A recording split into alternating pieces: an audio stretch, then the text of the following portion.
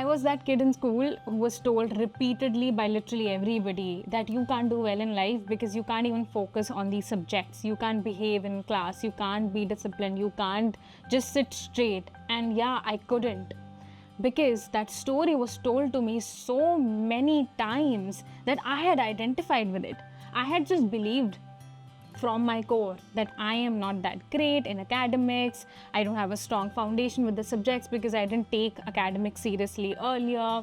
I cannot sit straight in the class. I need something to work on. And that's why I had identified myself as someone who was really good at arts, dancing, acting, directing, choreographing, and that's what I used to do. After school, I would call my friends at home and we would do these creative things. But at the same time, I was really struggling in school till 9th class. What happened in 9th class was my best friends that I had really restricted my life to. You know, we do that in school, right? We're young, we don't know better. And that group of friends was my entire world. I was asked to leave that group. We had a fight.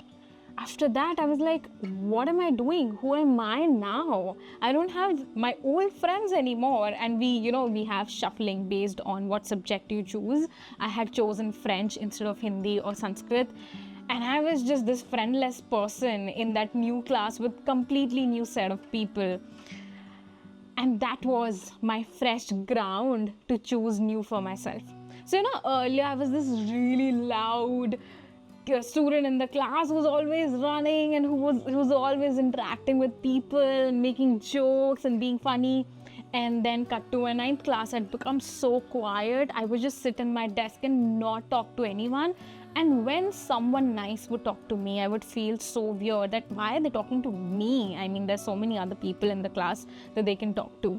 And I remember I had made this friend called Digantika. My class teacher had assigned our seats together. And she was the one who started interacting with me slowly as she saw that she has more space to talk to me and I'm allowing her in. And she just helped me feel that I am a person and I am welcomed. And then I slowly started talking to the guys who would sit behind me, who were her friends, and then I would slowly start talking to the guys who were sitting in front of us, who were again her friends. And I slowly started interacting with people, but from a very different value system. I was not too attached to that new group because I had decided that, I'm going to focus more on academics. Let's just see what else I can do there, right? Can I get better? If yes, how can I get better? And that's when the trajectory of my life completely changed. I got so much better in 9th class. In 10th, I got even better. I did quite well in 9th class. I did even better in 10th class. And after that, I was on a roll. I had new goals for myself for academics. At the same time, all my extracurricular, which were not very extracurricular to me because I loved arts, dancing, choreography, so much so that I would call after school. I would call my friends home and friends who used to live in a gully in front of us and behind us. I would call them and I would teach arts to them, or we would choreograph these dances, or I would direct plays and we would perform on a weekly basis for our friends and families, which was so fun. Keeping that also intact, I just expanded my identity. Point here being, what I was told by my teachers and other uncle aunties, what I can and cannot do, and that cannot do was also quite big. You cannot do so well in academics, hence you cannot do so well in life. That was broken because I made a fresh choice. Let's just explore once. Let's just see where we go. And when I started putting in the inputs, and when I started seeing some results come out, 1% results come out, I was like, oh, apparently I can do more than what I had thought of. My performance from class 9th to class 12th completely changed. To an extent that in 12th class, I used to study at my own pace. I would not care about or even focus on the tests that school would conduct because I had taken non-med in 11th class and I had to teach myself everything about commerce from scratch.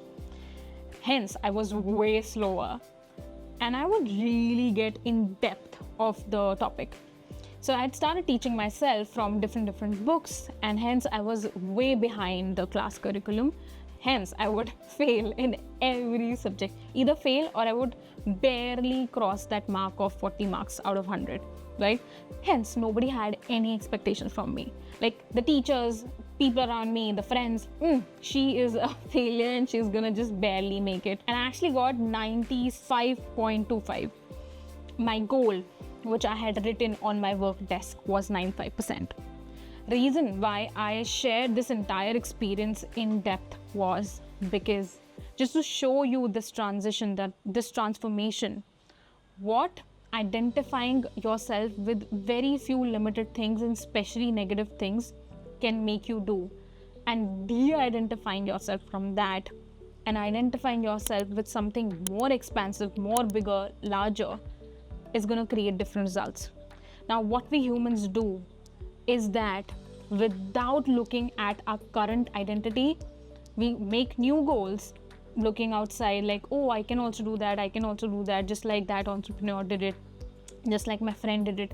You make new goals, but your current identity doesn't match your goals, which brings in too much hard work, too much forcing, hustling. All of that happens because you're forcing yourself to go from point A to B, where there is literally no track, no path laid down. Before you start flapping your hands and start taking actions and make a long to-do list, I want you to take a step back, work on your identity. Because when you have identified yourself now as this person for whom these goals are normal, oh my God, life is going to be so good. You will work, you will still work. It wouldn't feel like work. You wouldn't be doubting yourself every day that, can I do it?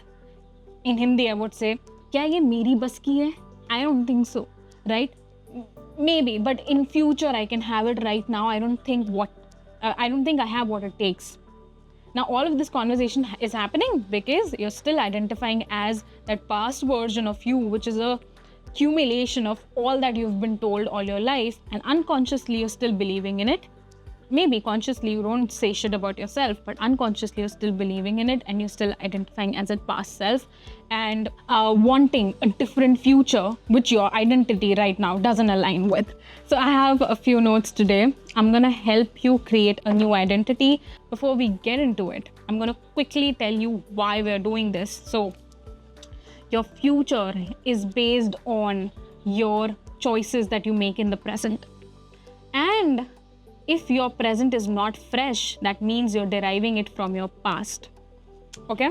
So we're gonna put this on top of the screen, which my team will do it for us. Now, if you're expecting your future to be different, and which is dependent upon the choices that you make today, and if your present is dependent upon what you decided in the past, what happened in the past, and the identity that you've been carrying from the past, your future is just gonna look similar than your past. Your present is gonna look similar to your past. And there might be very few segments of changes in your life. You're gonna go back to that same feeling, to that same reality. And just for your reference, you can look back in your life where something amazing happened and some major thing shifted in your life. Did you go back to where you were earlier, or did you further grow from there, right? Okay, so here we begin. Just do these 5 steps, which are gonna help you first let go of your old identity, which is either redundant or irrelevant, and you're gonna step into your new reality, which totally aligns with your goals. Cool? Number 1 is audit your identity. Now, what does that mean? How can you change something that you are not even aware of what it is right now? Let's say you were told repetitively that, this kid is a nuisance at all times. This kid can't be serious. This kid can't be disciplined, Let's say you've been carrying that in your subconscious as your identity since then. And let's say you are now working on building new habits, which are just behaviors, repetitive behaviors, right? Which are very essential in changing the actions that you take, which is very essential to change the outcomes that happen in your life, right? So habits are important, and you're working towards creating new habits. But you struggle either with consistency or showing up, right? Or you start showing up for that habit, but then something happens, you drop, and then you don't begin again. Imagine if you have identified yourself as that nuisance creating kid who is never disciplined. If that is in your subconscious, no wonder that you're finding it difficult to stick with something that you want to stick with, right? So I want you to audit what your current identity is. How you can do that? 3 very easy steps. 1, look at all the strengths that you are aware of already. Make a list of that. Number 2, look at all the weaknesses that you have decided are your weaknesses. Now, this is a golden point. Number 3 is, what are your personality traits that you have decided are your personality traits? I'll give you an example. When I introspected quite deeply with different exercises on myself, I realized that apparently I identify myself very strongly as a woman entrepreneur. Now, it is great in a lot of aspects, but then in my mind, in my subconscious, it came with a lot of limitations. It meant to me that there are multiple businesses where I can't do anything because it's a man's business. Hence, I got to stick with certain businesses which I can do well as a woman. Now, imagine how much I was limiting my growth because I had identified myself with being a woman, which means I can't do dash. So just look inwards and check with yourself, what personality traits have I decided for myself? I don't love running. I don't like exercising. I am lazy. I'm introverted. I'm not confident enough. When I go out in public, I just get very shy and go in a corner. You're not fixing anything right now. You're just auditing. And the more you're honest with yourself, the more it's going to help you, right? So this leads us to our second point, which is you got to check the list that you've made. How much does that help you or limit you? Now, it's not necessary that what you have identified yourself as is definitely going to limit you. Maybe it's helping you, right? And in some places, it is limiting you. So you got to look at your list and be, again, very honest with yourself. You're not fixing anything. You're just observing what is, right? After you've done that, number 3 is, this is my favorite part. Write a new story. Yes, write a new story. You are allowed to now choose something else. You're not a fixed matter of concrete, which if it is a rectangle shape, it has to be a rectangle shape. You are this flowy energy. Your mind is the most powerful thing on this planet, quite literally. Imagine what all we have made, right, with this human mind. If we can do all of that, if we can make airplanes, you can definitely change a few personality traits of yours, right? That's why you got to look at yourself. And again, you don't need to know how you're going to change that. You just got to sit and choose new set of traits. For example, I went from being a woman entrepreneur to I am a potent creator. Everything that I ask for eventually happens. And that's it. I decided that for myself. And that leads me to the 4th step. And it's freaking powerful. It's so powerful. You gotta sit down, look at your list in the 3rd point, and then ask yourself, what are the evidences from the past which show that I have already been that, which show that I have already been that, and I have already acted as that person. So when I sit and write a list of things where I have been a potent creator, oh my God, it was an overwhelmingly long list. And the reason why I was able to come up with that list now than earlier is because I changed my focus point. I changed my focus point from, oh, I am a woman, that's why I can do certain kind of businesses and I cannot do certain kind of businesses. I changed my focus point from there to, you know what, I am a potent creator. And the more I was present with that, I was able to identify, do you remember? I had applied for this college in US at a very late stage. The admissions were almost closed. And I not only applied and got in, but I also got 33% scholarship. which is like a lot, right? And when I wrote that down in my list, I was like, whoa, whoa, whoa. If I can do that, I can do anything. And it's just this feeling that you got to trigger in yourself. If I've been that in the past, I can be that even now. Fifth step. Now we got to deepen our new beliefs, our new identity traits that we have decided ourselves. So it's all a matter of practice. How much do you practice that actually it seeps in your system, in your psyche, in your subconscious, whatever you call it, right? So I have 3 tools for you which you can use to deepen this. There are endless number of tools, you can use anything. Number 1 is affirmations. Now I know they're like the most cliche thing. I personally do not write affirmations every day. It doesn't work for me, but you got to see what works for you. 1 is affirmations, write in present tense, write in terms of I am, blah, blah, blah. I am a potent creator, right? Anything that sails your boat and makes you feel something is your thing. Number 2 is visualization. Now, I am a visualizing person. I am just like, my brain can just visualize at any time, and it really puts me in a state where I believe that I already have what I want. So if that's you, then use this technique more than anything else. You got to visualize that you're being that person already that you want to be, right? Third, and this is my favorite tool, act as if. So what this means is that you have a conversation with someone acting as if you're already being that and you already have what you want. So I do this with my friends who are also on a similar path of growing in life effortlessly. And I have these conversations that, I'll give you an example. I did an act as if and I manifested that, boom, exactly the same. So I was on a walk with my friend and I said, you know what, let's just practice act as if, right? Let's just say our things as if they've already happened or they're happening right now. So I told her, you know what, my mail is just full of these invitations where these organizations from all over the world, they invite me to come and attend their events or speak at their events, and they take care of everything. My flights, food, stay, everything is taken care of. I said it and I got it in a few weeks, the invitation. And I was in Switzerland. This event was amazing. It was massive and everything was taken care of. I did not have to do anything. I did not have to pay for anything, right? So practice this, because if when you're catching up on the momentum of building new beliefs, act as if gets even more fun.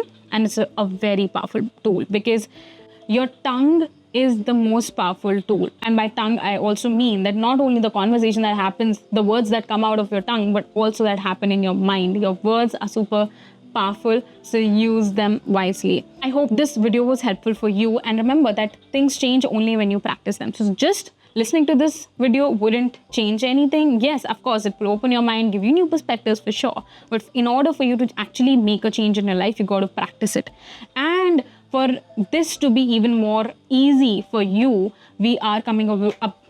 And for this to be easier for you, we are coming up with our group coaching where we do this work on a weekly basis. We meet twice and it is incredible, really powerful space where you get to work on your mindset, your past, present, future, while I hold the space for you and I give you tools. So you don't have to really figure it out yourself. You don't have to make time to do it yourself. The entire space is provided to you for you to do this work in a very curated space. So we're doing a free session for you to get a taste of that program.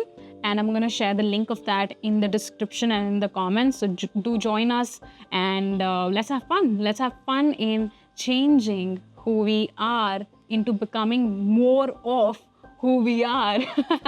And it's quite counterintuitive, but it makes sense when it makes sense. And I'm wishing the most success that you've ever imagined in a very effortless and joyous way. This is Yuvika, your mindset coach. Bye-bye from Bali.